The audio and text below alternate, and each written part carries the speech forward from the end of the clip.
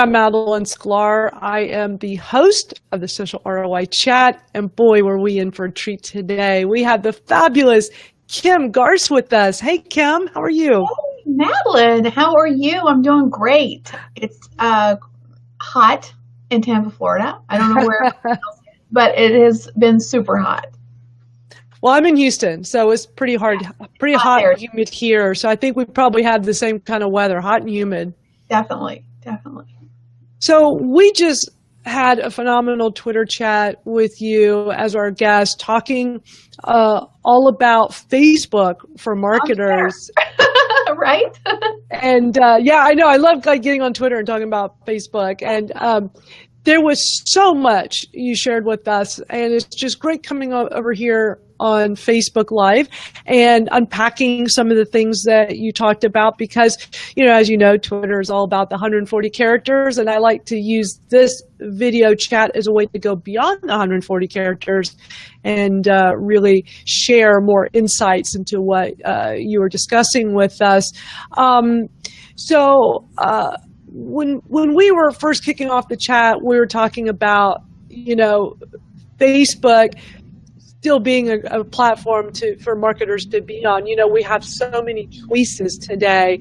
What are your thoughts about Facebook? How viable is it now and in the future? It's funny because Facebook has evolved and probably is evolving more rapidly than any of the other social platforms. It's the elephant in the room. It's huge with over 1 billion end users. I mean, 1 billion. There's no one else that comes close from a social platform standpoint. For most businesses, their ideal client is absolutely there. Most people are very comfortable on Facebook. It was kind of, I think, the grandfather, so to speak, of social platforms. And, I think even, I'll speak for myself and a lot of people I know. I think a lot of people, hey, Josephine, waving back. I think a lot of people, spend a lot of time on Facebook. They're probably more looking around, checking things out than they would on some of the other platforms. So it's a platform I think that most businesses shouldn't ignore, and I think they should get busy with it. Busy specifically with, intentional marketing. That's what I call it. I think a lot of people are, just, random things and hoping something sticks. But with Facebook, it's not all free anymore, right? We've been traditionally trying to leverage social media, on the cheap, and you can still do that, but I think a lot of business owners need to get intentional with how they combine the free with the paid media, in my opinion. Facebook in particular, with their ad platform, you have at your fingertips literally data that would have cost us as marketers thousands and thousands and thousands of dollars, and we would have never been able to afford it, frankly. Right. And now we have that opportunity to really target specifically with a lot of specificity, actually. So I'm a big fan of of Facebook ads in particular from a marketing standpoint, and it doesn't take a lot of money. I think a lot of people get worried that they're going to have to spend a lot of money, but little as $5 can really get some substantial benefit if you know what you're doing. Right, but I think people are very quick to do the boosted posts, and boosted posts, traditionally, it's been set so that you can't really do much with it. Like you can't really go and target very specific groups like you can if you just do a regular ad. What are your thoughts on that with the boosted posts? Well, I'm not a big fan of boosting posts because they make it easy, right? You just go down and you boost, right? Now they have incorporated a lot more ability to target right within that opportunity, when you just hit the boost. But if you're going to do that, just do it the right way, or I would say the right way, and do a traditional ad, because one, you'll have the ability to do a lot of additional things that you really can't do by boosting. So I'm a big fan of, just using the ads platform. You don't have to use Power Editor. The traditional or the basic Facebook ads platform is awesome, Yeah, I agree. Yeah, and we got a comment here about boosted posts are just an easy way to take your money. And I feel like that it is too easy to do. You tap a button, you're now doing a boosted post, but how targeted is that really? And is it going to help you? I think people do it to get their feet wet and oh, I did a Facebook ad. But it's not a real Facebook ad, so I'm not a big fan of it. We had a really interesting question. It was question number 3, and you had success with a technique called pattern interrupt. Can you talk a little bit about that? Well, pattern interrupt is basically like, you've got your phone out and you're scrolling. What catches your eye? You want to be something. You want to have content that shows up and is different, from everyone else's content. And I think that a lot of people get stuck on that. They're like, well, we all do the same stuff, right? And to some degree that is true. But there's some core things that allow us, I think, to stand out and, catch people's attention. I think a lot of times when we think we're marketers, we're trying to market our business, it all has to be business focused, right?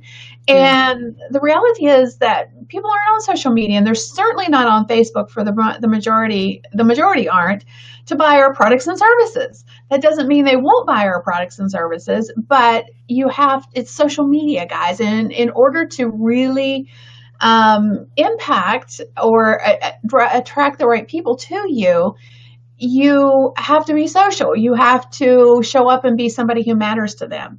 And for the most part, that's not going to happen by holding up a sign and saying, hey, I've got something for sale. You have to connect and be relatable and, share content that matters to your ideal client, your ideal customer.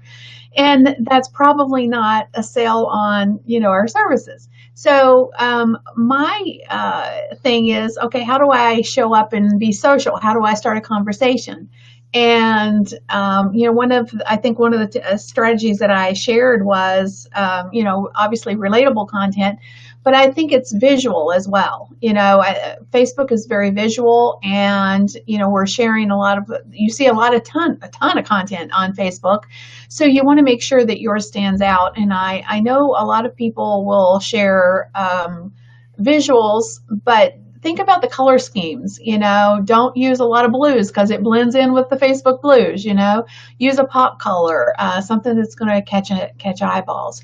So those are things that I think are important when you're trying to be that pattern interrupt. How are you going to, show up and catch people's attention in a way that, doesn't just make you blend in. Exactly. Those are all such great points. I want to do a quick shout out to everybody here with us live. We got such a great group here. We got Aaron and Jim and Josephine. So nice to see you guys. And for all of you watching the replay, we really appreciate you joining us.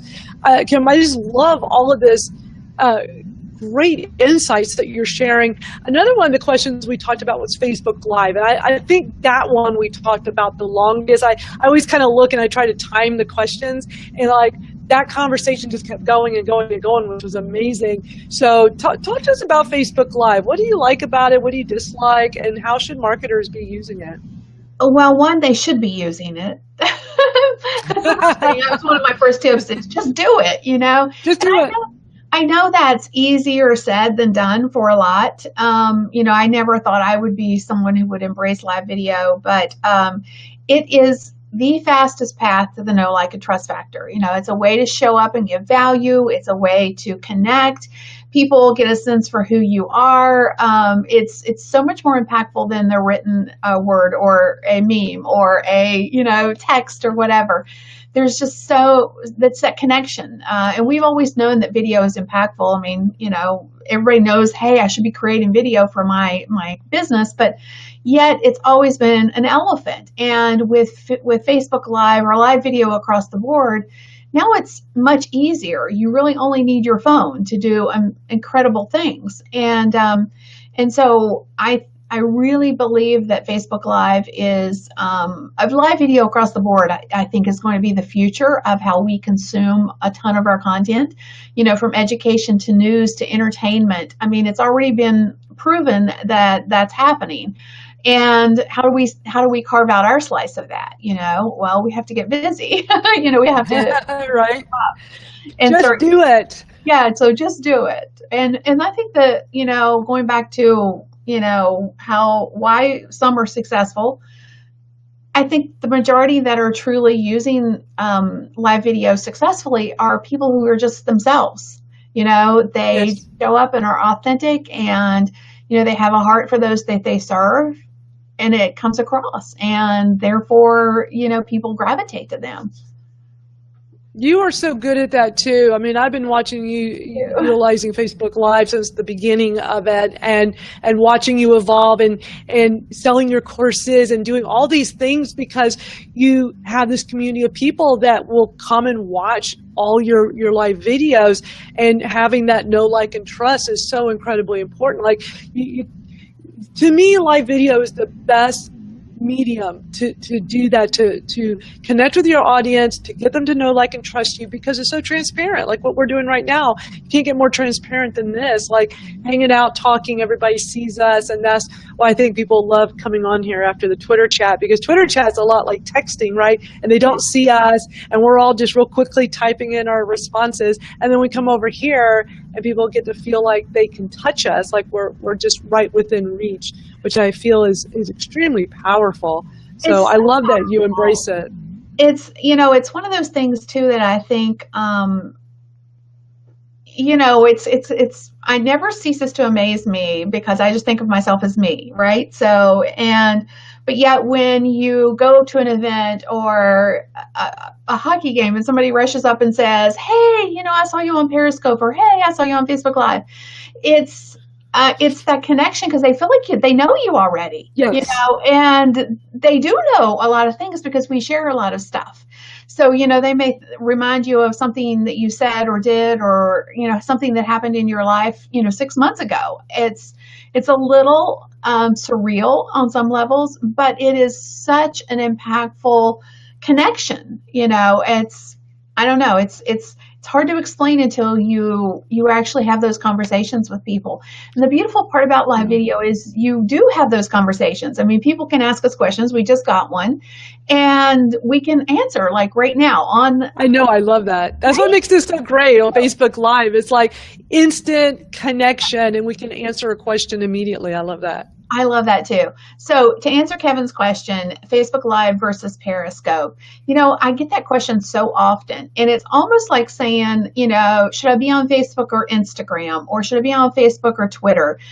Really, it's where you decide to plop and get busy. It's because there is community on all of these social platforms to be had, and the median of, how you connect, whether it's, Facebook or Twitter or Instagram or Periscope or Facebook Live, that's just the median. It's where you decide to, well, one, you need to know that your ideal client or customer is there.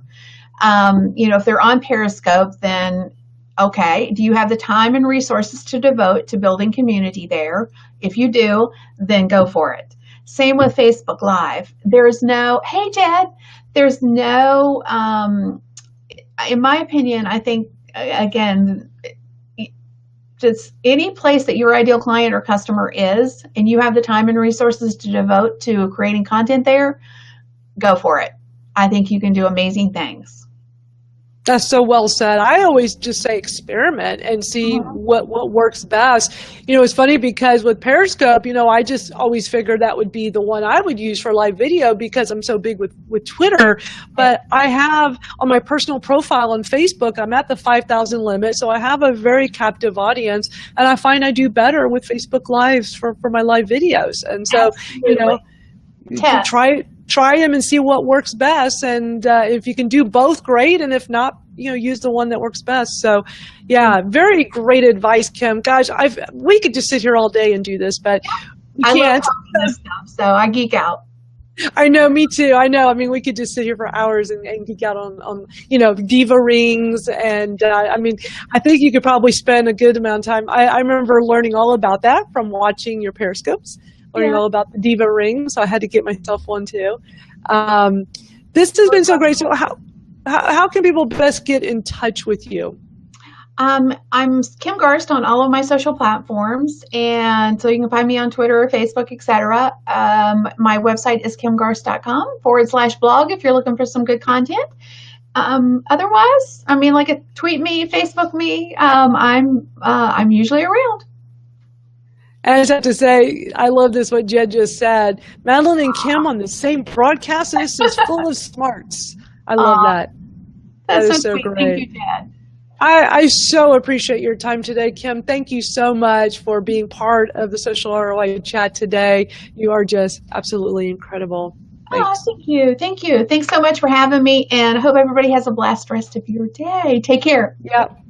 Bye, everybody. See you next time. We'll see you next week for another great chat.